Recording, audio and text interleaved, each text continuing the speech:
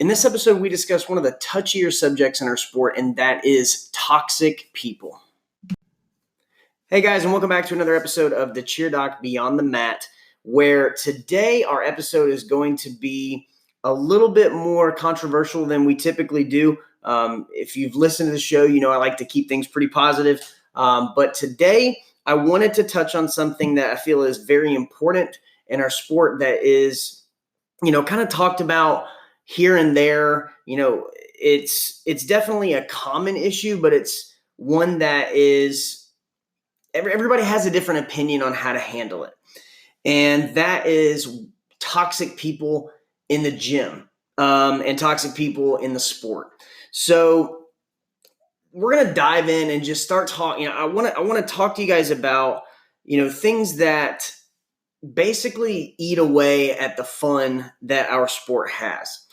And, as someone who's been an athlete, who's been a coach, who's been on multiple different sides of the sport, I've seen a lot of negative and toxic people, come and go. I've seen it handled in a lot of different ways.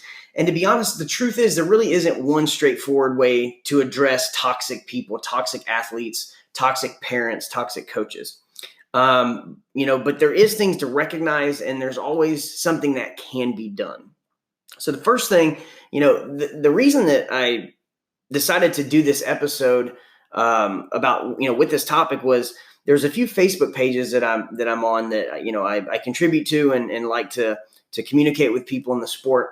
And far too often, I'm seeing these coaches and gym owners and parents making these negative comments or, asking people for advice about what to do with toxic parents in the gym and toxic athletes. So I want to talk about a couple things. We're going to basically list the 5 things that I find to be most toxic in our sport.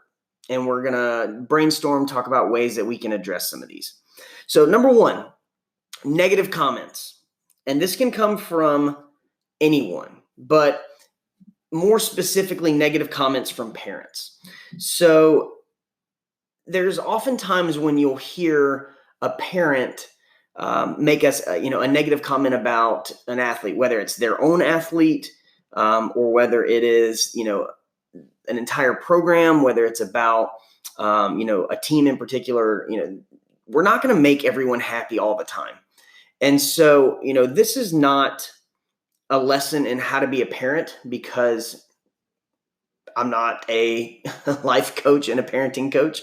But what I can tell you is that the negative comments that you make, even if you don't think people hear them, they hear them. And these comments are heard a lot by athletes, whether you believe it or not, because a lot of our athletes, keep in mind the age of a lot of our athletes. And part of this, this sport that they do is, yes, they love it and they're doing it for themselves and for the competitive side and all that, these sorts of things. But behind most things that our kids, that the kids do is, there's a small part of it that's working to impress our parents and to show them something to be proud of. And so when they hear these negative comments or they read them online, or whatever the case may be, it is truly toxic. I mean, it hits hard for some of these athletes, and there's a lot of, perfection desired in our sport. And so when you have comments that are negative like that, it truly can affect our athletes much more than you ever could imagine. So yes, it's not always going to be rainbows and sunshine. I get it. But if you're going to be in a gym, you're going to be around kids, you've got to be supportive and you've got to be constructive. You cannot just give, negative comments and negative feedback. It's just like that old saying, like tough love. You got to have the tough and the love. You can't have just the tough. So as far as the negative comments go, let's kill the negative comments. If you're going to say something negative, you need to sandwich it with some constructive criticism. And if you don't have anything constructive to say to sandwich the negativity that you're throwing out, then you don't deserve to say the negativity. So find a way to reword that. Number 2 is laziness and selfish athletes. Every team, every program has somebody that they can think of that at one point or another has been a selfish athlete. And it truly can affect the overall dynamic of a gym, of a team, of a program. And it's amazing, when you look at our sport, how our sport is a perfect example of, one bad apple ruins a bunch. One toxic athlete can bring down the overall morale of a team and a program, overnight. I've seen it myself. I've had athletes that I've had to let go, from the team because they literally were just toxic to the team. They took away from the overall. And that's the thing that, this comment is for athletes is, remember, this is a team sport. You are working with a group of other people that are relying on you just as much as you're relying on them. And so when you're selfish, you affect a lot of people. And different ways that I mean about being selfish, is number one, you're showing up late for practice, or you're not dressed out right. You're talking, and distracting other athletes when your coach is coaching. You're negative. You're always, down on, pointing fingers of blame and things of that nature. But basically, is you're not an active member of the group. You're instead of thinking it as a, cohesive unit and what can I do to build up my team, it becomes so focused on that single person that they lose sight of the bigger goal. So when it comes to our athletes, if you could fix two things, it would make a huge difference. Number one, don't be lazy. And number two, don't be selfish. And laziness falls into selfishness, right? So, if you're a lazy athlete, you're not, not doing things your coach asks, you're not working on stuff at home, you're not taking care of yourself, you're not sleeping well, you're not eating well, just because it's what you're doing and it's affecting you, that is going to negatively affect everybody else in your team. And so it sucks when you get to competition and you have one person on the team that doesn't pull their weight because everybody else that has suffers. And that's not right. That's not right for them to have to go through, a disappointment at a competition because, there was one lazy and selfish athlete. And kind of in line with that is coaches. If you have an athlete that is that way, do not sit back. I was reading a thread on a Facebook page earlier, and one of the questions was, what do we do about this toxic kid? And everybody had an opinion. And, one of the responses was, just give it some time and let it ride. And again, everybody has different styles. I'm not saying what I would do is 100% right and what everybody else does is wrong or vice versa. But I will say, if you just let it go, it will not go away on its own, right? It's like when I have athletes with injuries and they say, I'm just going to wait it out for a while. Ignoring an injury does not fix it. Just like ignoring a toxic person in your gym does not fix it, or toxic athlete. So if you see this happening, yes, it may be hard to rework a routine. It may be hard to take an athlete out and say, you know what, our gym's not, the right fit for you, because they are businesses, right? And so you eliminate an athlete, you're eliminating some of your business. So yes, I understand that it may be challenging as an owner or as a coach at times, but you also have to recognize that while you're focused on this one thing, behind you is an entire team of kids, parents, and a program that is following the rules and they're pulling their weight. And then you as the leader have to be willing to take the back and support everybody else and not hyper focus on this one negative athlete. So athletes, don't be lazy. Don't be selfish. Now we kind of switch gears. Our parents, all right?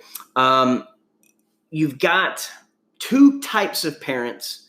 We got three, really. It's kind of like the Goldilocks effect, right?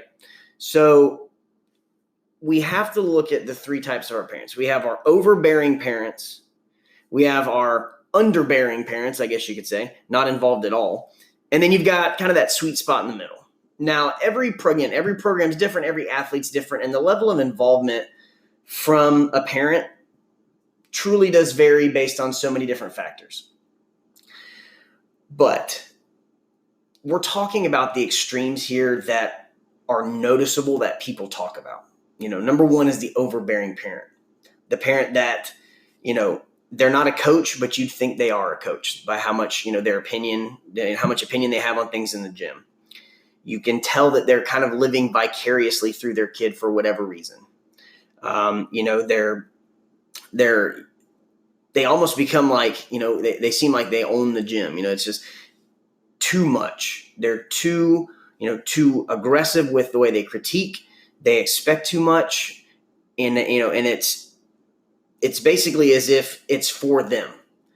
And overbearing parents, that it doesn't always have to be this militant and aggressive parent.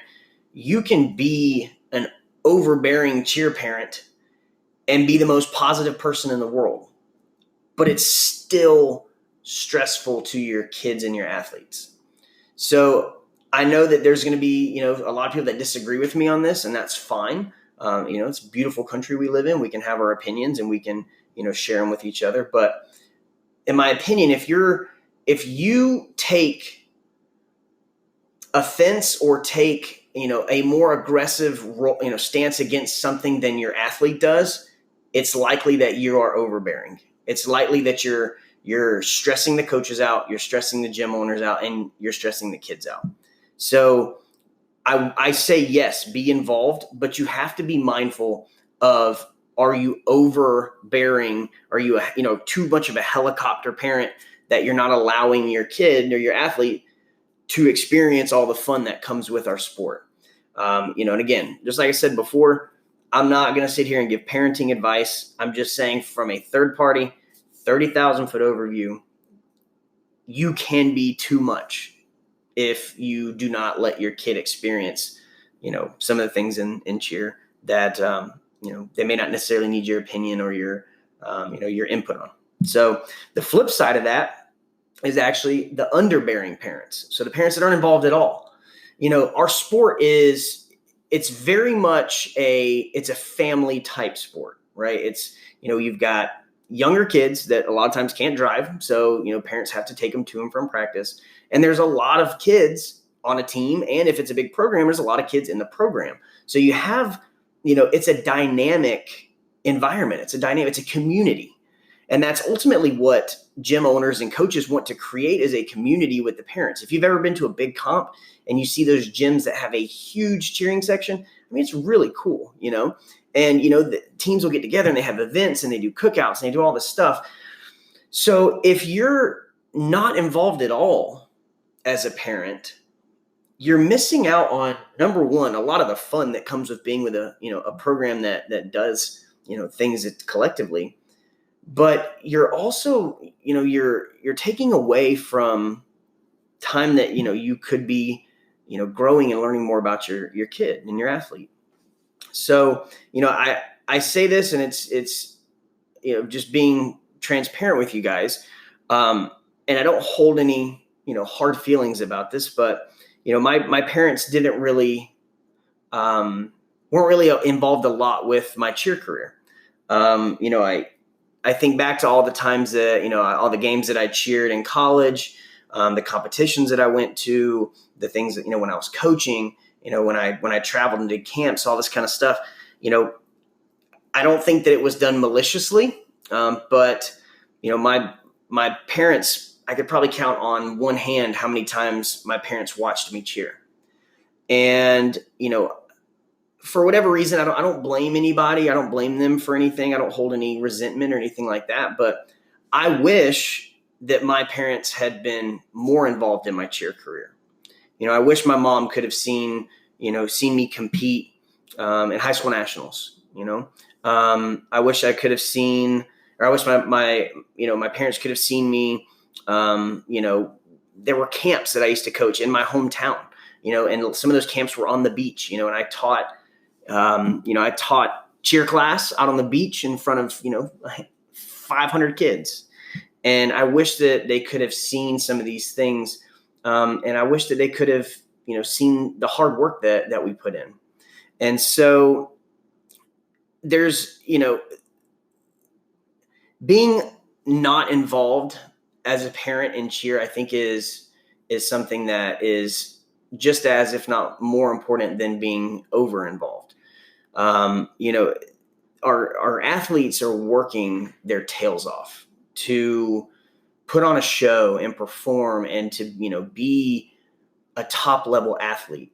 And there's nothing that is a better feeling than to see a proud parent, that's, even as a coach, seeing parents that watch their kids and seeing the joy that these parents have when they see their kid, successful, and they see them do amazing things. They watch them grow as an athlete. So yeah, I won't dive too much more into that, but, try to find that balance between being overbearing and not being involved at all, because, your involvement with your athlete is way more important to them and to the program than you could ever imagine. And that brings me to our last one. And before we do that, we're going to take a break for just a second. We'll be right back. Hey guys, and thank you so much for your support for the Hit Zero podcast. I really couldn't have done it without Anchor. Anchor is the easiest way to make your own podcast. They give you everything you need in one place, and it's free, and you can use it from your phone or your computer. Their creation tools allow you to record and edit your podcast so it sounds great. And they even distribute it for you so it can be heard everywhere, like Spotify, Apple Podcasts, Google Podcasts, and more. Also, you can even make money from your podcast, and you don't have to have a minimum amount of listeners either. So, if you're ready to start your own podcast, download the Anchor app or go to anchor.fm. Look forward to hearing your first episode.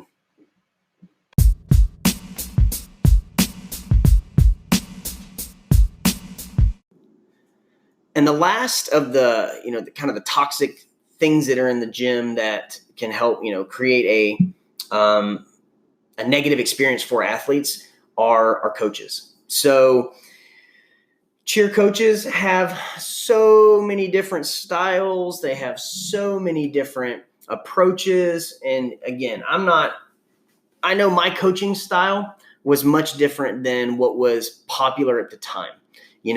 When I was, in the sport and, watching other, watching teams and things like that, and competitions and stuff, the aggressive, overbearing coach was still a very real thing. You don't see it as much now, at least I don't. Maybe it is still out there, but I don't see it as often as I used to. But at the time, that was never my coaching style.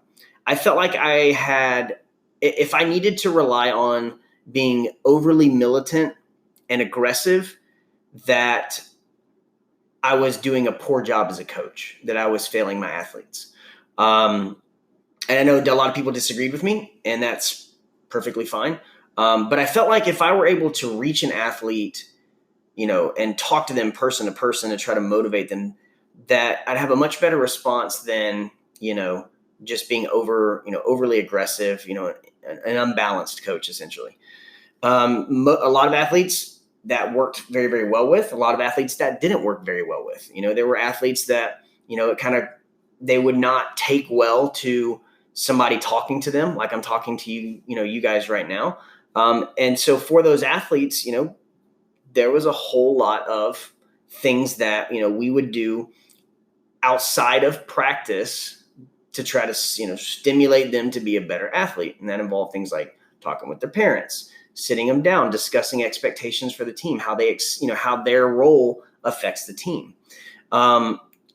Now, don't get me wrong. It's not that I was never stern with my athletes, but I felt like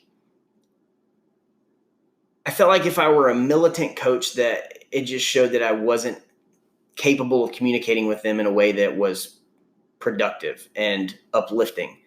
So all that to say, the unbalanced coach is something that is toxic to a team as well. And what I mean by that is our coaches have to understand, first of all, that you're dealing with a group of people that have different personalities and different learning styles, different things that motivate them, etc. And so you can't have one direction or like one style that you utilize and that's it. You can't be overly militant all the time, because there are kids that learn and that grow from positive, positive reinforcement of good, uplifting comments. There are kids that feed off of critique and criticism. So you can't be all just positive rainbows and sunshine all the time, because then they may lose, that fire that they, that fires them up whenever you do point out something that they need to do better, and you are maybe a little bit more stern about it. So, if we had 20 athletes on a team that all were the identical copies of each other, then yeah, we could have one coaching style and that would work fine. We just have to figure out which one it is. But you have to keep in mind that you're talking dozens of personalities, dozens of different environments at home, cultural backgrounds, again, all this other stuff that tie into this athlete that's standing in front of you. And so as a coach, you have to be flexible and learn your athletes' personality traits well enough to know how they respond to certain types of coaching.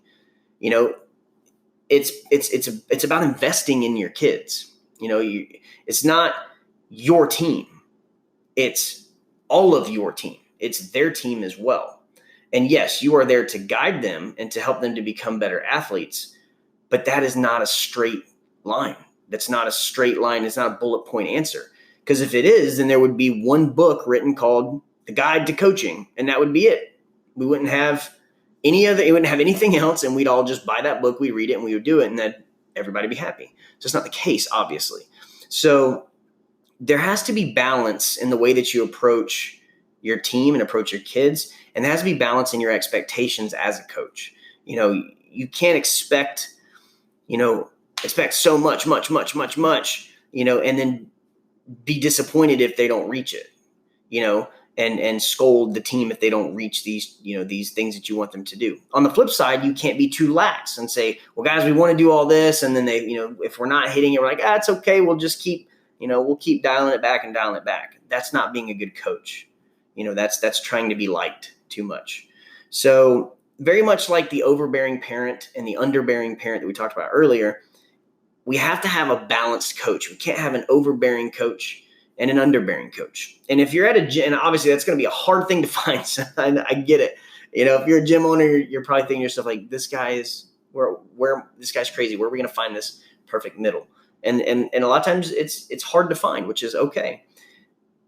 If you find that you have, in your program, one type of coach or the other, bring another coach in to balance that out, to help, to bring multiple dynamics to the coaching experience for those athletes.